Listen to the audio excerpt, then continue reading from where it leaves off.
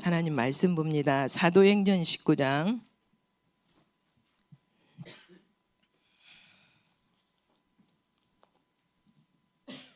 8절에서 10절 말씀입니다.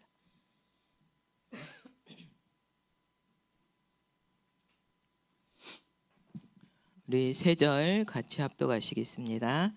바울이 회당에 들어가 석 달 동안 담대히 하나님 나라에 관하여 강론하며 권면하되 어떤 사람들은 마음이 굳어 순종하지 않고 무리 앞에서 이 도를 비방하거늘 바울이 그들을 떠나 제자들을 따로 세우고 두란노 서원에서 날마다 강론하니라. 2해 동안 이같이 하니 아시아에 사는 자는 유대인이나 헬라인이나 다 주의 말씀을 듣더라. 아멘.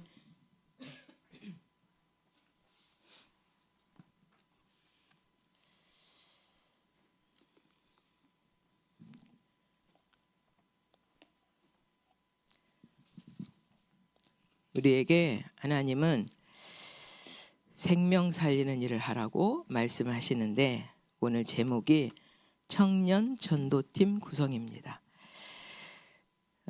서론적으로 봤을 때 우리에게 최고의 만남과 최고의 시간은 전도팀을 구성하는 것이다 라고 말씀합니다.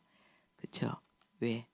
생명이 너무 귀중하기 때문에 그 생명을 살리는 그 일에 쓰임 받는 거죠.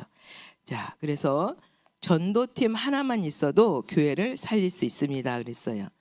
이 전도팀은 가는 곳마다 300%를 찾아낸다 그랬어요. 자, 왜? 하나님이 전도할 마음을 갖고 모이는 사람이 가는 현장에는 하나님이 미리 준비해 두신다는 거죠. 자, 이것은 하나님과 방향이 맞아야 가능하다 그랬어요. 내 생각대로 가는 것이 아니고 하나님이 원하시는 그 길대로 그 방향대로 갈 때 하나님께서 미리 준비해 주신다는 거죠. 그래서 그리스도께서 주신 방향은 모든 족속으로 만민에게 가는 거, 땅 끝까지 가는 거. 우리에게 부활 메시지를 감람산에서 주님이 주셨잖아요. 우리가 해야 될 거, 우리의 미션을 허락하신 것입니다. 그리고 하나님과 목표가 맞아야 된다는 거죠. 하나님의 목표는 뭡니까? 땅 끝까지 이 복음이 증거되고 모든 민족이 다 생명 살리는 이 복음을 받는 거죠. 그래서 하나님과 방향을 맞춰서 갈 때 하나님은 우리를 통해서 하나님께서 인도하시고 그 목표는 망대. 나에게 어떠한 망대가 세워지느냐. 내가 생각하는 대로 망대가 세워진다고 그러잖아요. 그래서 이제는 우리의 생각대로가 아니라 하나님 내 생각이면은 무너지게 하시고 예수의 이름으로 무너지게 하시고 내게 하나님께서 원하시는 보좌의 망대만 세워지기를 원합니다라고 고백하면 하나님께서 그 길로 인도하신다는 거죠. 망대가 세워질 때 하나님이 여시는 그 여정의 길을 걸어갈 수 있다라고 말씀을 하잖아요. 그래서 우리에게 하나님께서 주신 이 길을 걸어가면서 보좌의 이정표까지 완전히 목표까지 자세히 성령의 세밀한 인도받고 가는 현장 속에 성령의 역사가 일어나며 성령의 열매까지 맺는 축복이 나타난다는 거죠. 그래서 우리는 그 말씀의 언약을 붙잡고 이것이 되어질 때 마지막으로 뭐를 해야 되냐? 기도를 해야 된다는 거죠. 우리가 기도하지 않고서는 모든 것을 할 수 없다는 거죠. 예수님께서 제자들이 어떤 불 속에나 물 속에나 뛰어들어가는 그 아이의 아버지가 와서 예수님께 얘기했잖아요. 우리 아이를 낫게 해달라고. 당신의 제자들에게 얘기를 했는데 이게 안 됐다. 그래서 그 할 수만 있거든 하고 말씀했을 때 할 수만 있거든이 무슨 말이냐. 믿는 자에게 능치 못할 일이 없다라고 주님이 말씀하셨잖아요. 그래서 우리에게 하나님은 네 믿음대로 될지어다라고 주님이 말씀하신 그대로 내가 어떻게 믿느냐에 따라서 그 열매를 맺는다는 거예요. 그래서 우리는 혹이라도 우리 안에 불신앙이 들어온다면 불신앙은 예수의 이름으로 내게서 무너지고 하나님 나라 보호자의 축복이 내게 임하기를 원합니다라고 고백한다면 그 믿음대로 하나님은 열매를 맺게 하신다는 거죠. 그래서 우리는 하나님이 주신 하나님이 가장 원하시는 기도는 보호자의 축복을 누리는 파수꾼이라고 그랬어요. 그렇죠? 파수꾼이 든든히 그 성을 지키고 있어야 그 성 안에 있는 사람들이 평안하게 쉬고 자고 활동할 수가 있는 거죠. 우리가 군대를 자녀들이 나이가 돼갖고 군대를 가야 되는데 어떤 자녀는 네 열심히 잘 다녀오겠습니다 하고 인사를 튼튼히 하는 자녀가 있는가 하면 어떤 자녀는 안 가고 싶어서 자꾸 미루는 자녀도 있어요. 예, 자기의 사명이 있는데도 내일이요 오늘 안 가고 싶어요 하는 그런 거하고 똑같잖아요. 그래서 우리에게 하나님 혹이라도 내가 하나님이 주신 이 지상 명령인 이것을 감당하기 싫어서 아니요 다음에 갈게요 혹시 미루는 생각이 있다면 하나님 이 시간에 내 안에 이런 잘못된 생각 아버지께서 주신 마음은 그대로 실천할 수 있도록 하나님의 성령이 역사해 달라고 고백하시면 하나님께서 마음을 바꿔주신다는 거죠. 그래서 우리는 우리 안에 잘못된 망대를 바꾸는 시간, 그것이 파수꾼으로서의 사명을 감당하는 시간이죠. 그래서 하나님께서는 이럴 때 하나님 나라가 이루어지며 그의 나라, 주님의 말씀하시잖아요. 하나님 나라, 우리에게 주신 하나님 나라는 뭡니까? 오직 그리스도로 성령의 세밀한 인도받는 그 현장이 하나님 나라이죠. 그리고 하나님의 성령이 우리 안에 와 계시니 그게 바로 하나님 나라 아닙니까? 우리는 하나님의 자녀로 하나님이 우리를 성전 삼으시고 와 계시기 때문에 내가 가는 그 현장은 하나님 나라라는 거죠. 그래서 우리는 우리에게 주신 이 언약의 말씀 붙잡고 그의 나라와 그의 의를 구하는, 너희는 먼저 그의 나라와 그의 의를 구하라고 말씀하신 그대로, 아버지 말씀하신 그대로 이루어지기를 믿습니다. 하나님 뜻대로 하옵소서라고 고백하면 이것이 바로 하나님과 방향이 같이 맞춰가는 전도와 선교에 준비되고 그 현장을 향해서 하나님께서 300% 준비할 수 있는, 그것은 우리가 준비하는 것이 아니라 하나님이 준비해 주신다는 거죠. 믿고 따라갈 때 나는 능력이 없어서 나는 무능해서 할 수 없습니다. 하지만 하나님께서 나를 쓰시고자 원하신다면 하나님께서 역사해 달라고 우리를 고백하시면서, 또 자신감 없을 때는 아버지 나는 자신이 없어요. 하지만 하나님 이 시간 내게 능력을 주셔서 아버지께서 원하시는 대로 쓰임받기를 원합니다. 아버지 뜻대로 쓰임받는 그릇 되기를 원합니다. 그 전도자의 자세가 갖추어지는 그 사람이 되기를 원합니다라고 고백할 때 하나님이 일을 하신다는 거죠. 그래서 우리는 하나님이신 그 언약의 말씀을 믿고 갈 때 하나님은 반드시 하나님의 뜻이 하늘에서 이루어진 것 같이 이 땅에서 우리가 가는 현장에서 이루어진다는 거죠. 우리는 항상 모든 것을 믿고 나갈 때, 첫 번째 보면 사도행전 17장 말씀을 주십니다. 바울은 새 안식일 동안에 회당에 들어가 그리스도의 당위성과 필연성과 절대성을 증언했다고 그랬어요. 왜 예수가 오셔야 되는지, 왜 예수가 이 현장에 필요하신지, 그것이 다른 것이 아니라 오직 예수밖에 없다라는 것을 담대히 말씀했다고 그랬어요. 우리가 모든 현장에서, 제가 어제도 지금 교회를 나오지 못하고 계신 분이 있지만 간병하고 계시는 우리 성도님을 찾아가서 만나서 대화할 때 너무 힘들고 피곤하지만 하나님께서 그 현장에 나에게 주신 현장이라 생각하고 늘 기도하면서 그 영혼을 보고 그 영혼의 가족들을 보고 계속 예수를 믿어야 돼요. 예수 믿고 하나님 자녀로 신분이 바뀌어야 돼요. 계속 그리스도만 외친다는 거죠. 하나님이, 환자는 몸을 움직이지 못하지만 눈동자를 뜨고 눈으로 대답한다는 거예요. 왜? 목을 수술했기 때문에 말을 못하니까 그냥 눈으로, 이것이 맞다면 눈으로 깜빡해보세요. 그러면 눈을 깜빡하고 이것으로 표시를 한대요. 감사하죠. 처음에는 알아듣지 못하던 환자가 계속 몇 달 동안 기도하면서 하나님의 은혜가 임하니 그렇게 하니까 확신을 가지고 이 현장에는 진짜 예수만이 그리스도고, 또 간혹 가족들이 왔을 때 보면은 이 기독교를 싫어하는 가족이 올 수가 있어요.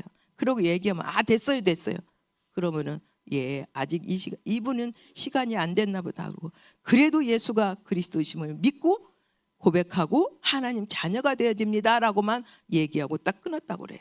그래서 우리는 항상 어떤 현장이든 전도 현장이든 누구를 만나든지 거부하면 그 시간에 그걸 어거지로 넣으려고 할 필요가 없이 이분에게는 하나님의 시간표가 아니구나라고 우리는 한 발 뒤로 물러서 하나님의 시간표 때 하나님 복음 받을 수 있도록 은혜 주세요라고 기도하고 나와야 되는 것입니다. 그래서 하나님의 나라가 모든 것은 하나님이 원하시는 대로 하나님 뜻대로 내 계획대로가 아니라 아버지의 계획대로 모든 것이 현장에서 이루어지기를 원합니다라고 고백할 때 하나님은 그렇게 우리를 사용하신다는 거예요. 그 현장에는 경건한 혈란이나 적지 않은 귀부인도 이 권함을 받았다는 거죠. 우리가 볼 때는 부자들은 복음 안 받을 것 같아요. 하지만 부자들도 시간표가 되면 복음을 받습니다. 하나님은 시와 때에 상관없이 그래서 우리에게 매일 매 사건을 말씀을 주셨잖아요. 어디서든 하나님 필요한 시간표에 따라서 말씀이 선포될 때 그 현장에 하나님 나라가 임하는 것입니다.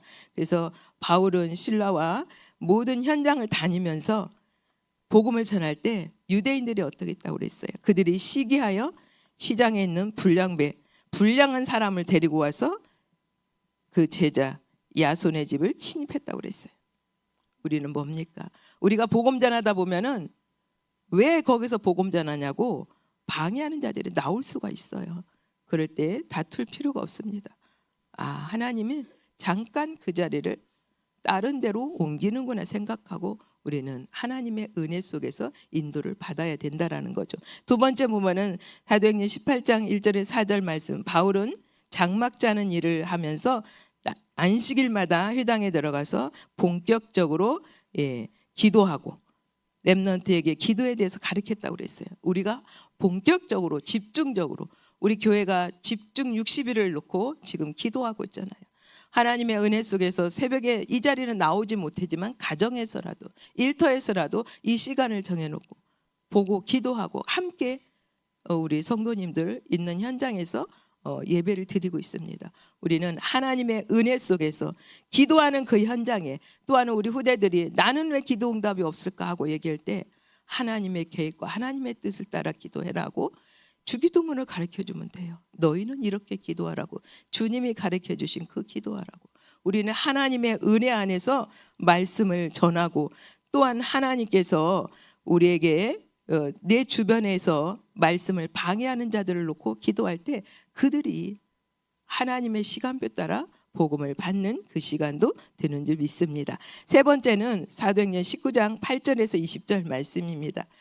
바울은 에베소에서도 회당에 들어갔고 거기서 하나님 나라에 관해서 석 달 동안 설명을 했고 또 제자들을 따로 세워서 두라노 서원에서 날마다 강론했는데 얼마 동안 2년 동안 하나님이 전도자 바울을 통해서 하신 것을 지금 우리의 모든 현장 속에서 우리가 보면은 신학원도 2년이요 선교사 훈련도 2년이요 이게 바뀌어지는 시간이 그 정도 되나 봐요. 하나님의 은혜 속에서 우리의 체질이 바뀌어지고 진짜 복음 받고 체질이 바뀌어지고 하나님 나라의 축복을 온전히 누리는 그 시간. 그래서 아시아에 사는 모든 유대인과 헬라인 다 주의 말씀을 듣게 되었더라. 우리 모 전사님은 현장에 들어가서 이 지역 사는 사람 모든 사람이 다 복음 받기를 원합니다라고 고백하면서 현장에 들어가십니다. 집집마다 두들기면서 다니면서 복음을 전하십니다. 듣던지 아니 듣던지 예수는 그리스도라고 선포하십니다. 그러면 그 현장에 하나님이 그날에 준비된 사람을 만나게 하시더라고요. 그래서 우리는 여기는 돼 여기는 안 돼 하고 할 것이 아니라 하나님이 어디에 숨겨놨는지 모르기 때문에 하나님 내가 가는 현장에 이미 하나님 나라가 임한 줄 믿습니다. 하나님 나를 그 현장마다 필요한 도구대로 하나님 사용하시고 하나님만 영광 받아주세요라고 고백한다면 하나님은 그렇게 네 믿음대로 될지라고 말씀하신 그대로 하나님이 응답하실 줄 믿습니다. 바울팀처럼 300%를 할 수 있는 전도팀을 구성하면 첫 번째 야손처럼 하나님이 준비하신 그 사람을 만나게 된다고 그랬어요.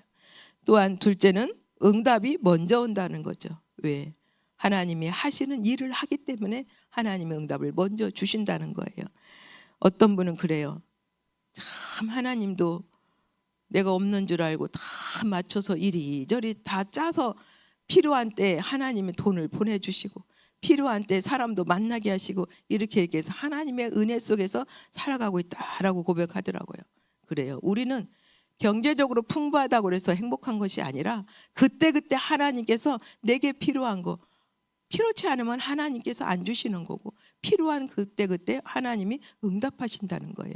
그것을 믿음의 고백하는 소리를 듣고 그래 맞습니다. 우리는 성령보다도 앞서지도 말고 뒤서지도 말고 성령의 인도만 따라서 가는 그런 전도자의 삶, 하나님의 은혜 속에서 인도받고 간다면 하나님은 우리에게 사도행전 13장 16장 19장에 하나님의 성령의 역사로 네피림 만난 그 현장에 13장에 총독에게 복음이 증거되고 또한 16장에 귀신 들린 여종에게 하나님의 은혜 속에서 모든 현장마다 하나님의 역사하신 것처럼 그렇게 복음 없는 그 현장이 치유됐다라는 거죠.